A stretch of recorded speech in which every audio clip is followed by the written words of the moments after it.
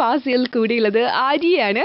സമയം 11 മണി കഴിഞ്ഞ് 16 ആവുമ്പോൾ ഈ ഒരു സമയം നമ്മൾ പറഞ്ഞു വന്നത് ഒന്നാം സ്റ്റാൻഡേർഡിലെ സ്റ്റുഡൻസിനെ ശരിക്കും സ്കൂളുകളിലേക്ക് കൊണ്ടുവരാനായിട്ട് എന്ന് പറയുമ്പോൾ പുതിയ അഡ്മിഷൻ സ്റ്റാർട്ട് ചെയ്യുമ്പോൾ ഒത്തിരിയധികം ക്രിയേറ്റീവ് ആയിട്ടുള്ള കാര്യങ്ങൾ പല സ്കൂളുകളും ചെയ്യുന്നുണ്ട്.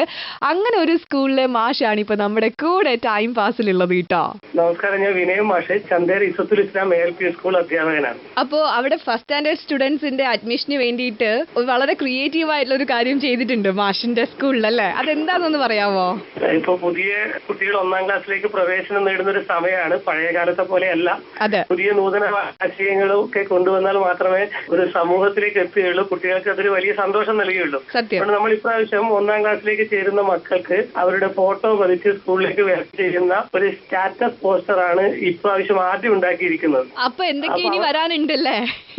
ഒരുപാട് കാര്യങ്ങൾ നമ്മളിങ്ങനെ ആലോചിക്കുന്നുണ്ട്. കഴിഞ്ഞ വർഷം പ്രവേശനോത്സവം വളരെ കളർഫുൾ ആയിരുന്നു. കാരണം സെൽഫി കോർണറും കുട്ടികൾക്ക് കയറി സ്കൂളിനകത്തേക്ക് പ്രവേശിക്കാൻ ഒരു വലിയ ബസ്, കുതിരവണ്ടി അടക്കം കൊണ്ടുവന്നായിരുന്നു കഴിഞ്ഞ വർഷം നമ്മുടെ ഒരു പ്രവേശനോത്സവം നടന്നത്. ഈ വർഷം ഒരുപാട് കൗതുകങ്ങൾ ഒളിപ്പിച്ചു വെച്ചിട്ട് ഒന്നാമത് നമ്മുടെ കുട്ടികൾക്കുള്ള നെയിം സ്ലിപ്പുകൾ ഇപ്പൊ തന്നെ തയ്യാറാക്കി. അതും അവരുടെ ഫോട്ടോ പതിച്ച നെയിം സ്ലിപ്പുകളാണ് 1-ാം ക്ലാസ്സിലേക്ക് പ്രവേശനം നേടിയ മുഴുവൻ കുട്ടികൾക്ക് നൽകുന്നത്.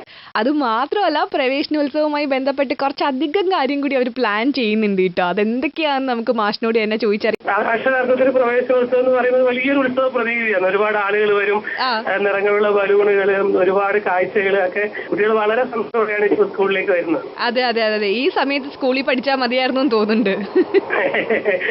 അത് നമ്മുടെ പഴയ കാലം പോലെയല്ല. നമ്മുടെ കുട്ടികളെ നിർബന്ധിച്ച് സ്കൂളിലേക്ക് കൊണ്ടുവിടും. ആ സമയത്ത് കുട്ടികൾ എന്ത് ചെയ്യും? കരഞ്ഞു വീണ്ടും തിരിച്ചു വീട്ടിലേക്ക് ഓടും. അധ്യാപികമാർ അവരുടെ പിറകെ ഓടണം. അങ്ങനെയൊക്കെ ആയിരുന്നു പഴയ ഒരു പ്രവേശനോത്സവ കാഴ്ച. ഇന്ന് അങ്ങനെയല്ല.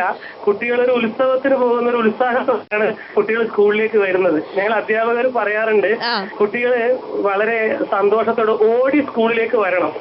അതായത് സന്തോഷത്തോടെ വന്ന് സ്കൂളിനകത്ത് നിന്ന് വീട്ടിലേക്ക് പോകാൻ കുഞ്ഞൊക്കെ ഒരു കുഞ്ഞു മടി ഉണ്ടാവണം. കാരണം ഇപ്പോൾ അവർ ഇഷ്ടപ്പെടണം.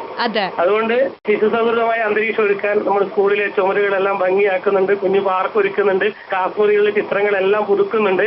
അതിനിടയിലാണ് ഞങ്ങള് പ്രവേശനവുമായി ബന്ധപ്പെട്ട് വ്യത്യസ്ത തരത്തിലുള്ള പോസ്റ്ററുകളൊക്കെ ഇറക്കിയിട്ടുണ്ട്. അപ്പൊ ഈ വരുന്ന പ്രവേശനോത്സവം വൻ ഗ്രാൻഡ് ആയിരിക്കും അല്ലേ? അത് വളരെ സന്തോഷമാണ്. കാരണം പൊതുവിദ്യാലയങ്ങളിലേക്ക് ഇപ്പൊ പുതിയ പാഠപുസ്തകങ്ങൾ എത്തുകയാണ്.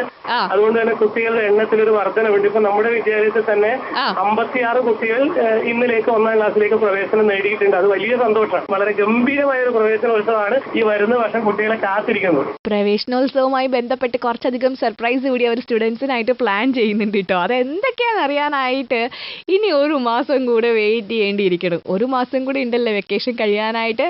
അത് കഴിഞ്ഞാൽ ബാക്ക് ടു സ്കൂളാണ്. ആര്യാണ് കൂടെയുള്ളത്. റേഡിയോ മാംഗോ 91.9 നാട്ടിലെങ്ങും പാട്ടായി.